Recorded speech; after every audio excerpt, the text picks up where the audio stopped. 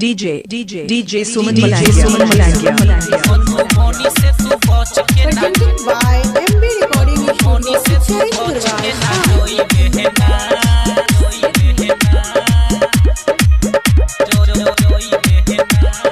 हम नहीं नचली कसे और विष में हिलेला कमर मरी बाबू बड़ा विष में बाबू बड़ा विष में बाबू बड़ा विष में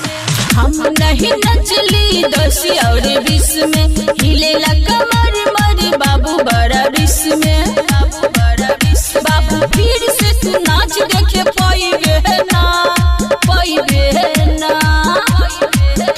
जदि पतली कमरिया हिलोई बहना मधुबनी से तू बच के ना जोई बहना मधुबनी से तू बच के ना जोई बहना जदि पतली कमरिया हिलोई बहना मधुबनी से तू बच के ना जोई बहना जोई बहना मिक्स बाय मधुबनी से तू बच के ना जोई बहना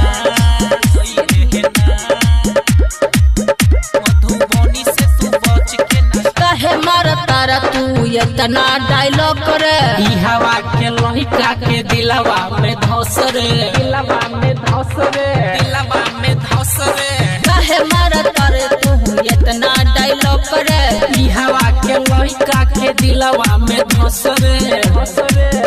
बाबू फिर से तू नाच देखे पाइबे ना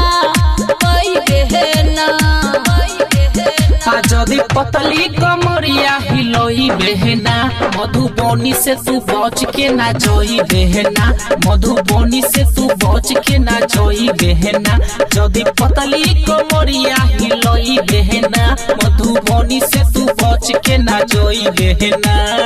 जोई बहना DJ Suman Malangia. बच के ना जोई बहना DJ Suman Malangia. छुए नहीं पैबू तू राइटर अनिल रे दिन में लेब जान तोहरा के टांग रे तोहरा के टांग रे तोहरा के टांग रे छुए नहीं पैबू तू राइटर अनिल रे कि दिन में लेब जान तोहरा के टांग रे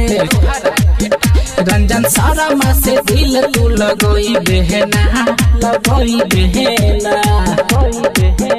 जदि पतली कमरिया हिलोई बहना मधुबनी से तू बच के ना जोई बहना मधुबनी से तू बच के ना जोई बहना जदि पतली कमरिया हिलोई बहना मधुबनी से तू बच के ना जोई बहना Presented by MB Recording Studio DJ Suman Malangia.